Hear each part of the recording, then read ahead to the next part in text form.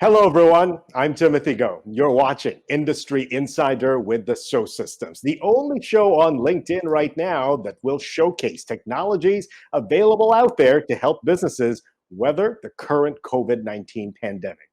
In today's unpredictable business environment, we need technology that can be proactive, flexible, and agile. Such technologies give companies the tools to manage disruptions better. Welcome to the factory of the future.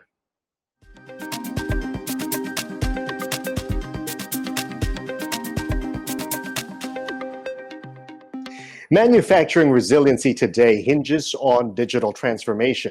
To keep your machines running, your people employed, and your revenues coming in, your company must undergo digital upgrades to cater to the fast-changing business environment today.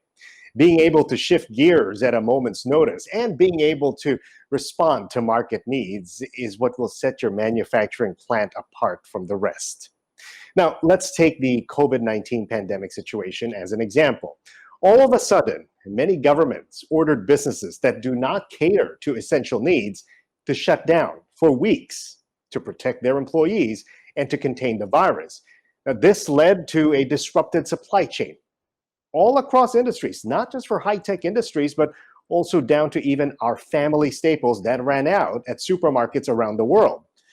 Just a few weeks ago, Lenovo, HP, and Dell informed several school districts in America that they have a shortage of nearly 5 million laptops, causing headaches to many students who may have to attend some classes online.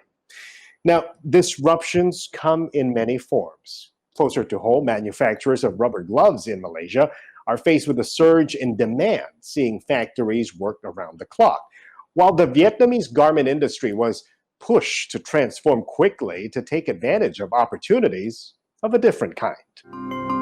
The textile and garment industry of Vietnam has been developing strongly in recent years and plays a vital role in the economic growth of the country.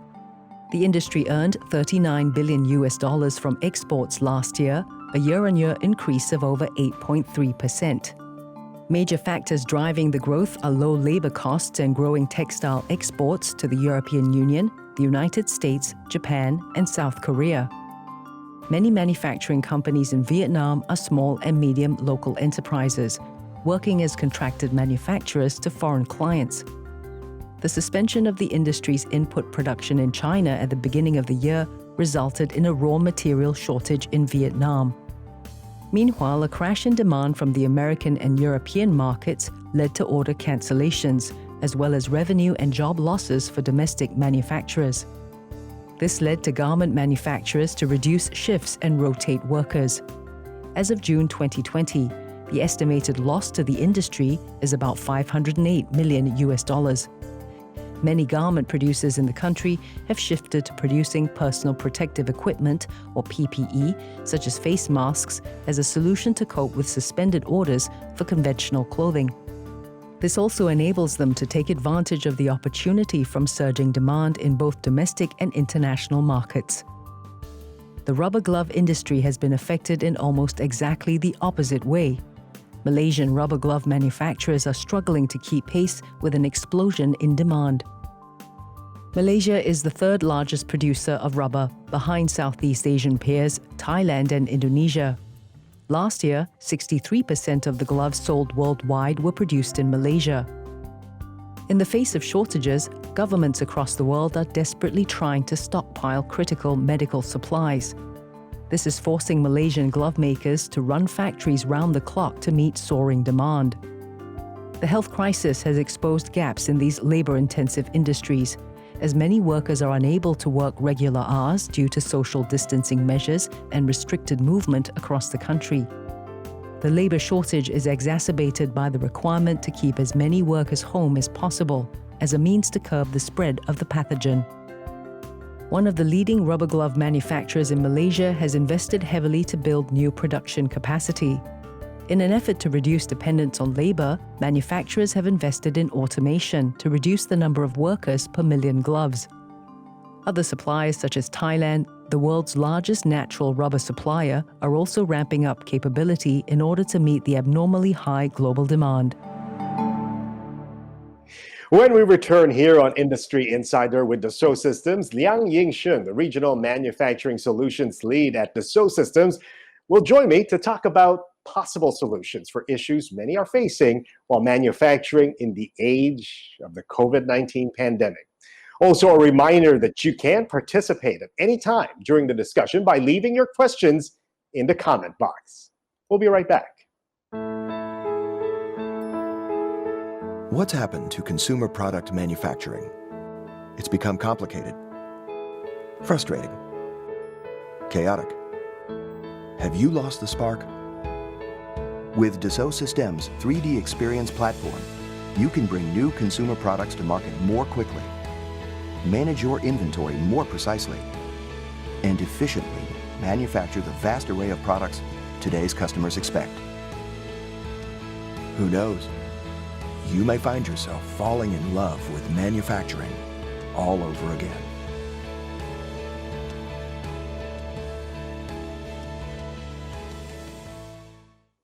Welcome back to Industry Insider with Dassault Systems. Today, we are looking at the factory of the future and what you need in your manufacturing facilities.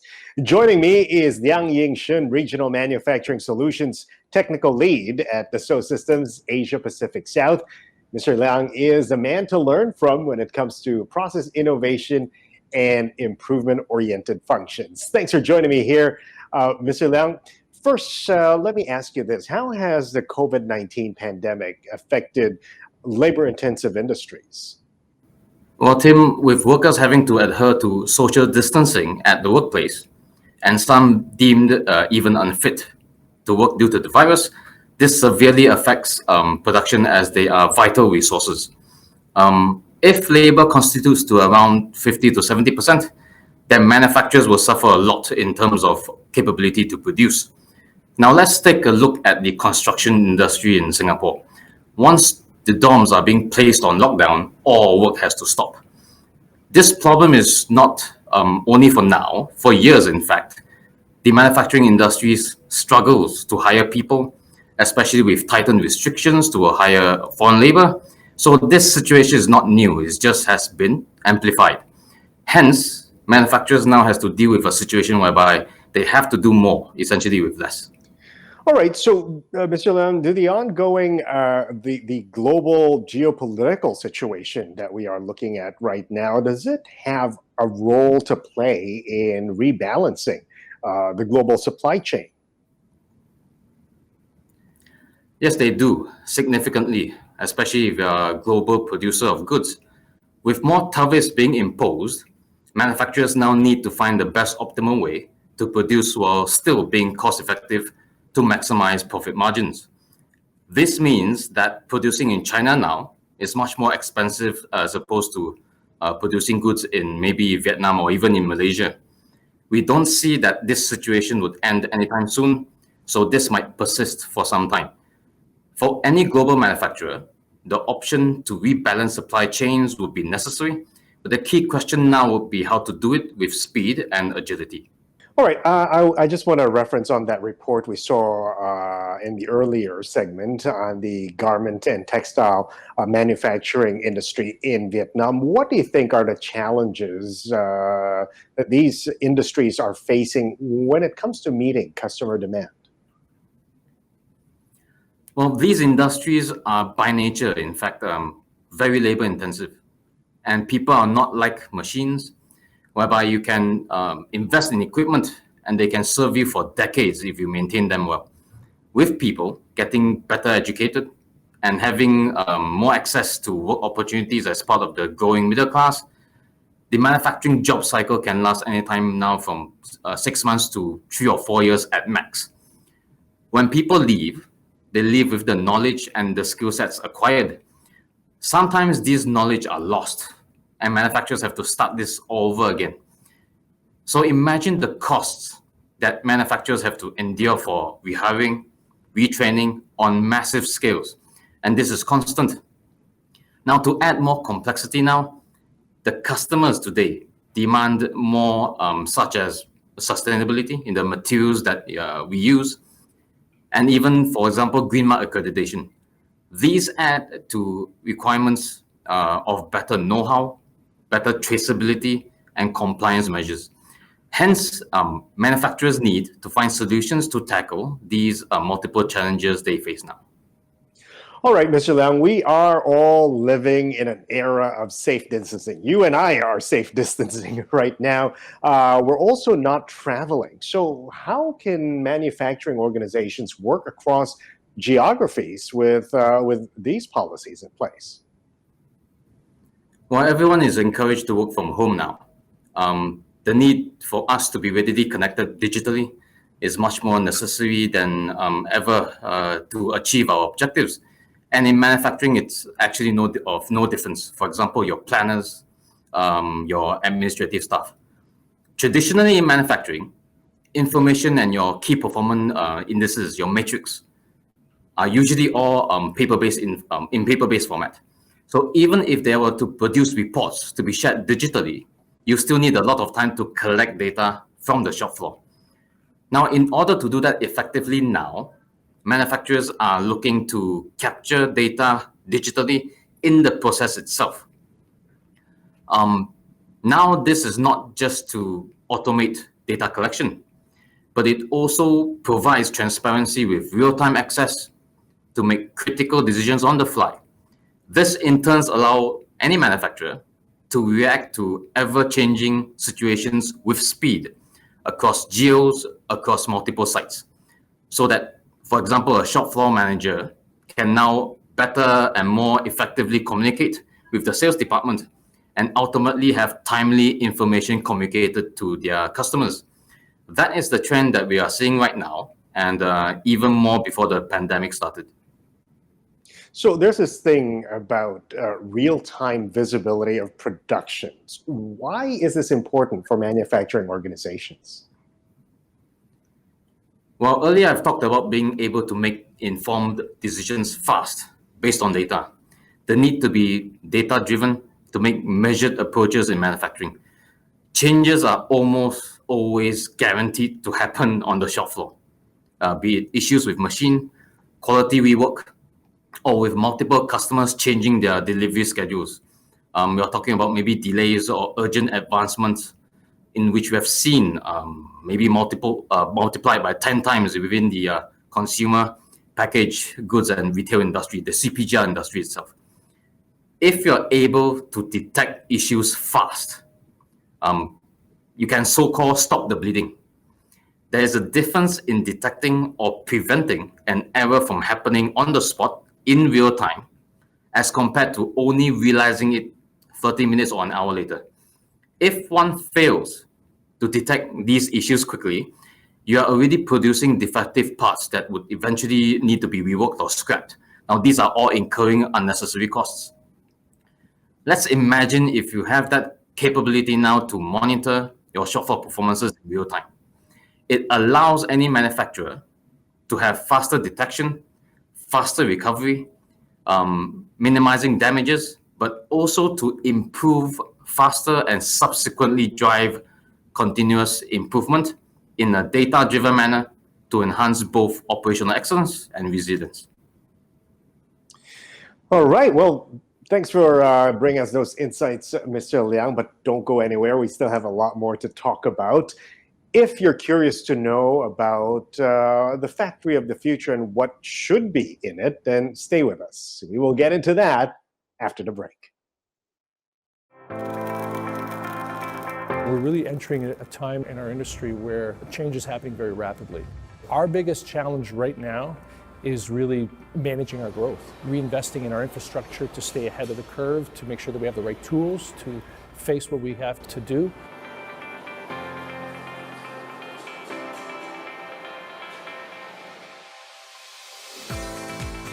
We pioneered a lot of new technologies and new approaches to keep our customers at the technical forefront. And we really concentrated on manufacturing custom systems, small machines and so forth, and we've grown to large integrated automated systems as our main point of business. In the last 12 years, there's been a significant shift in the way companies view simulation. If you put two jobs side by side, the exact same design, one will take 20 weeks, the other will take 10 weeks. And the reason for that is we can design build and manufacture something up front in the digital world. When you simulate your robot systems virtually, you're understanding what you're going to get. It's a multi-iteration process between design and simulation to get the perfect product for our customers on the floor. Our long-term goal from a simulation perspective in engineering is to support the digital twin. So it helps us resolve those issues up front and get the product out right the first time. The SALT technology has really helped us to communicate more effectively to our customers. Oftentimes we're dealing with very complex approaches. Being able to show that in a simulation really helps to connect the dots and make the customer a lot more confident that what we're designing is going to work for their system. We see that this is a growing need, especially from OEMs down, and it's going to trickle down to the tier supplier. When one of the newer car companies has come to us, oftentimes they're looking for insights into how to produce these cars. What are the basic approaches and lessons learned that we can share with them? Because of our background and the types of projects that we've done, in a lot of ways, we provide that service because of simply the experience that we have.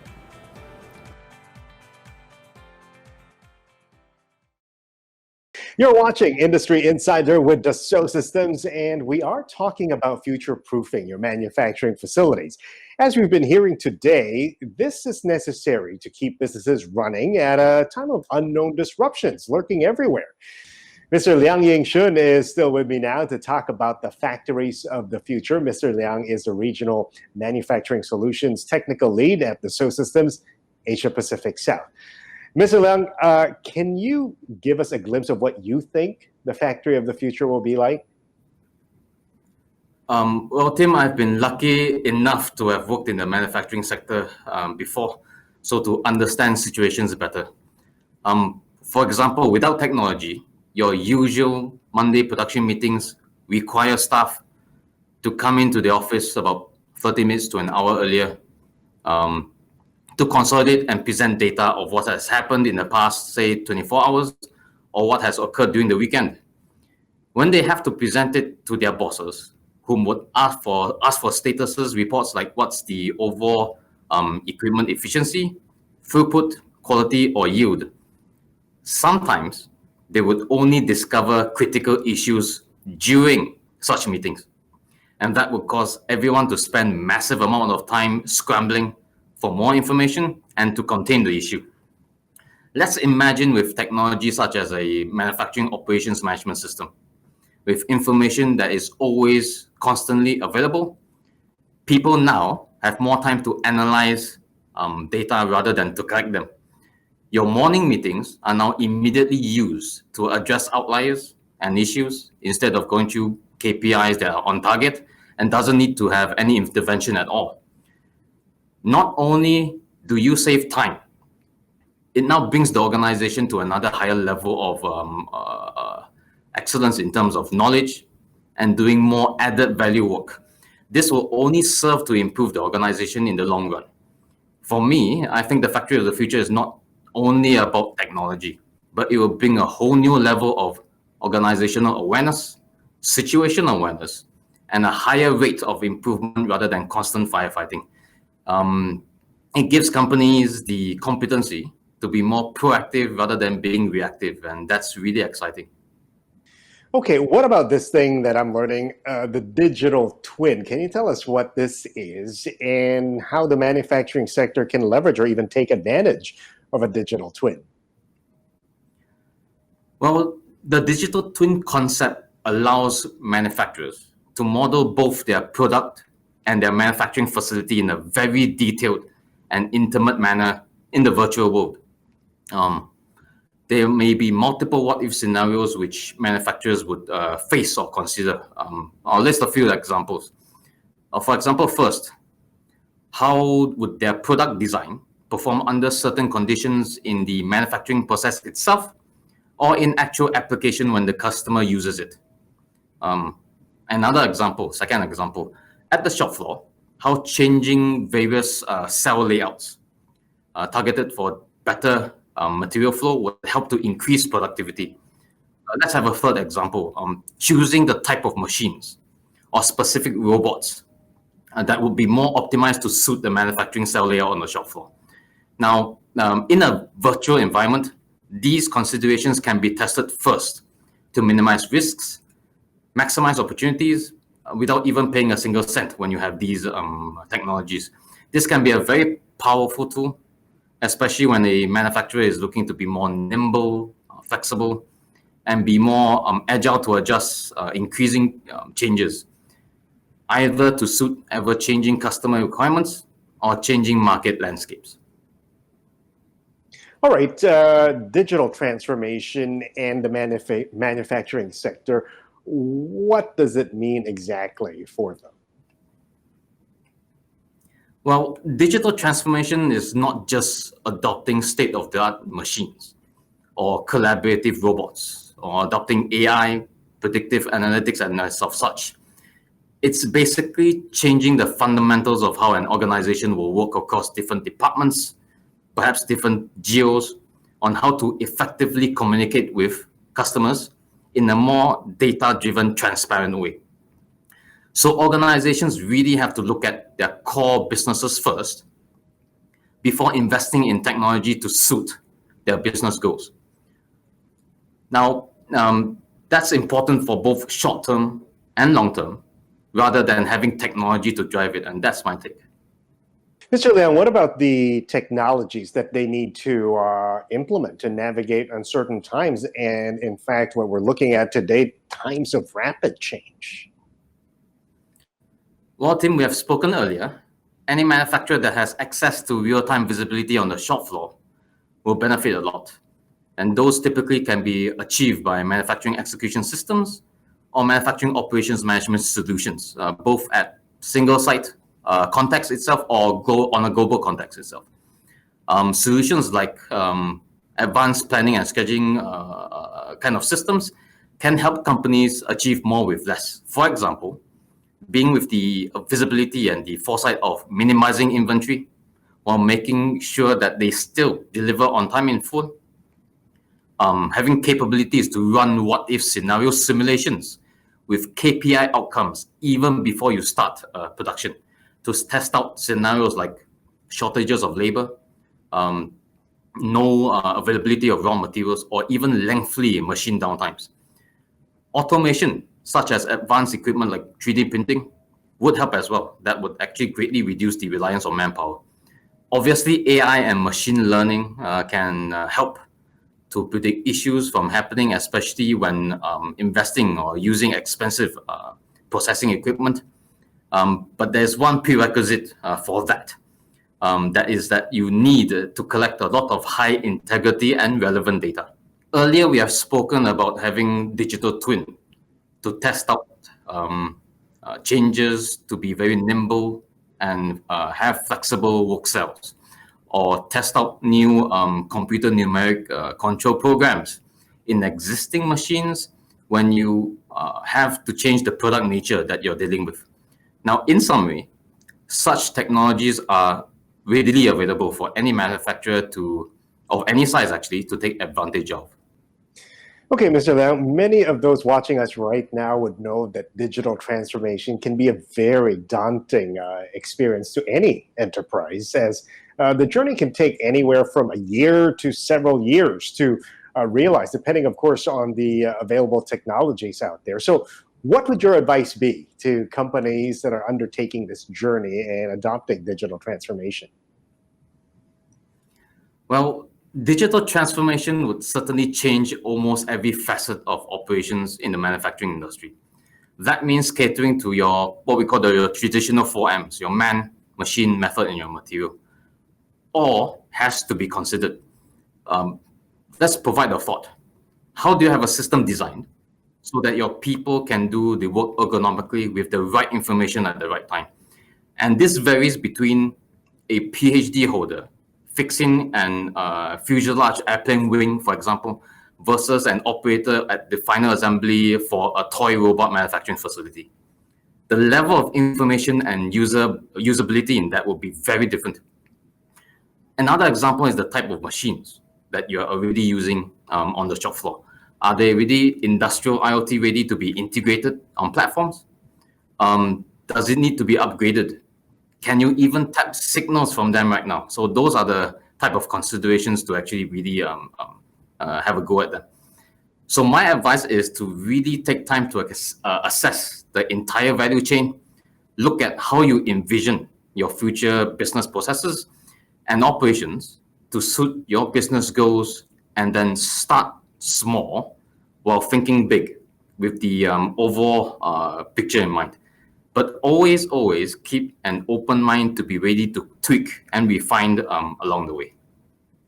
All right, so start small, think big, keep an open mind. A very, very useful insight there from you, Mr. Liang. Thank you very much for joining us here. Mr. Liang, of course, is the Regional Manufacturing Solutions Technical Lead at Dassault Systems Asia Pacific. Well, as you've all heard today, your digital transformation is no longer just a want, but it is now a necessity. More urgent, of course, with the many unknowns surrounding COVID-19. So it is good to know that there are manufacturing technologies available today and the solutions to help your business in every step of the entire digital transformation journey.